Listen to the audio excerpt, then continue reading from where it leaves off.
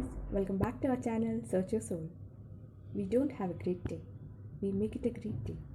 This is Galasam Priyanka presenting you the fact analysis on the history of India. The history of India is filled with incredible stories of thriving civilizations, religions, and cultures dating all the way back to the Paleolithic age India's civilization.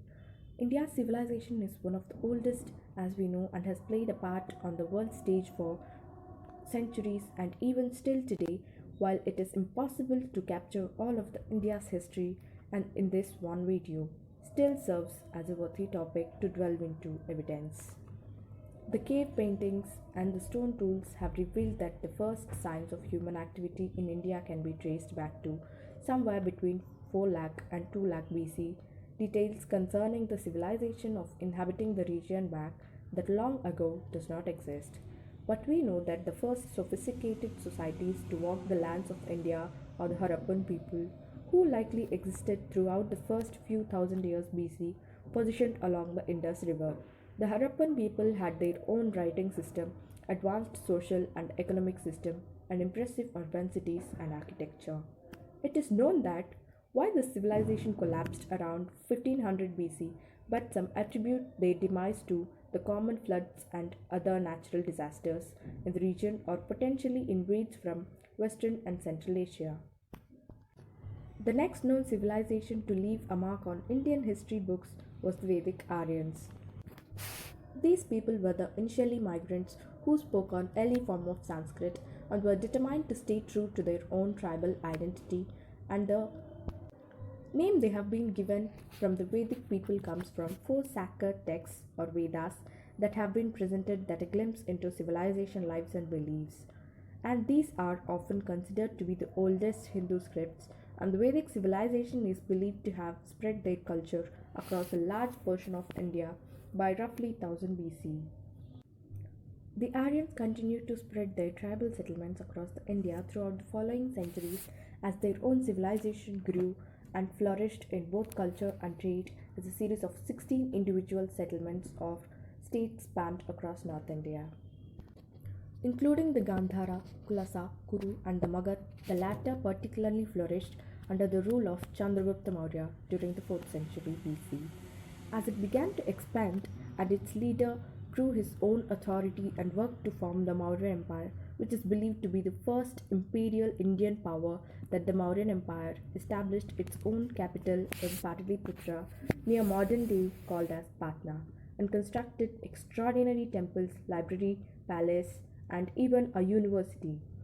The empire's trade success was impressive and it maintained a remarkable government system and strong army by the time of third emperor. The grandson of Chandragupta Maurya, a stance of non-violence was taken after the bloody struggle against the kingdom of Kalinga due to the emperor's new Buddhist belief. The Siddhartha Gautama Buddha had born in 560 BC, and by the reign of Emperor Ashoka, the religious system he had founded was becoming more and more prevalent throughout India. Potentially due to their unwillingness to participate in conflict through the Mauryan Empire eventually dissolved in the 2nd century BC after the last line of the Maurya. Brihadartha was murdered by his commander-in-chief, who was later founded the Shamga dynasty in 185 BC. Despite the fact that Brihadartha's assassin Pushyamitra was surrounded and rumored to have presented Buddhists, it appeared that Buddhism faced no decline concurrent with the rise of power.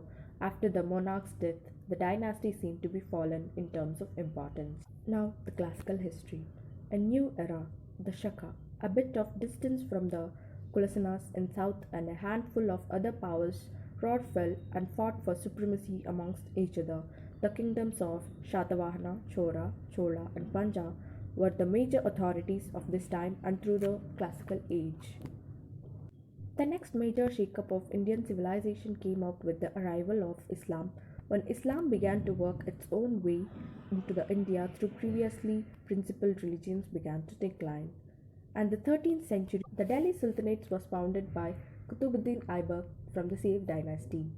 Around 2090, and when Khilji dynasty took over the first by the hand of Jalaluddin Khilji, his family throned for less than a century as the Tughlaq dynasty was next in to seize power in 1320. The Tughlaq dynasty technically retained power until 1412, but the matters became complicated. Incursion led by Timur and in 1398 into Delhi as the Tughlaq dynasty weakened, the Sayyid dynasty replaced them in 1414. They lasted for roughly 37 years, but the last ruler's reign was stained by rebellion. Yet the another dynasty took throne, this time being Lodi dynasty. If the new dynasty lasted until the death of the then who was current ruler Ibrahim Khan Lodi, who was killed in the battle at Panipat by the army of Kabul's leader Babur in 1526. His death, both end of Delhi Sultanate as whole now free for the competition from the Delhi dynasty and Lodi dynasty.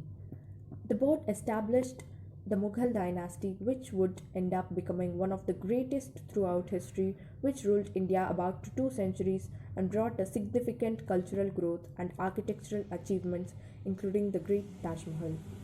Mughal Empire has begun its decline around the stage of 18th century as revolt after revolt began to shake the foundation of the widespread power alongside threats from the Marathas and the British. The modern age. The British East India Company had actually been in the region for some time, but the situation started to escalate not long after the Mughals fell in 1857.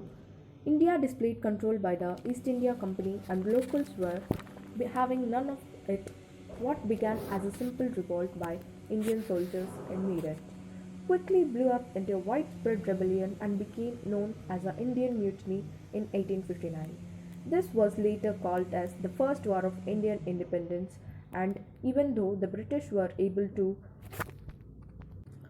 quell the revolt after a matter of months, its intensity had lasting impact to respond the mutiny on November 1st, 1858. Britain's Queen Victoria declared that the India would be ruled in the name of British Crown. From that point on, locals maintained their disapproval and anger at the British supremacy over their land and their nationality. Sentiments and movements were far from extinguished. The modern history. The modern move towards independence came when Mahatma Gandhi and Indian National Congress decided to withdraw all the cooperation within British Empire and the non-cooperation movement following the end of World War I, and when this strategy did not bring the wanted results. And then Mahatma Gandhi adopted a new movement which is called as Civil Disobedience Movement in December 1929. This time also Gandhi's strategy failed, and along with him many of the rebellions were jailed and been murdered. Gandhi's next attempt, the Quit India movement against British, made no drastic progress. Of World War II brought about new issues as India has forced into war by the British. But at the conflict's conclusion, a new Labour Party came into power in India and showed sympathy towards the fight for independence. Finally, as August 14 turned into 15th August in 1947, India became independent nation. Thank you everybody for watching this video.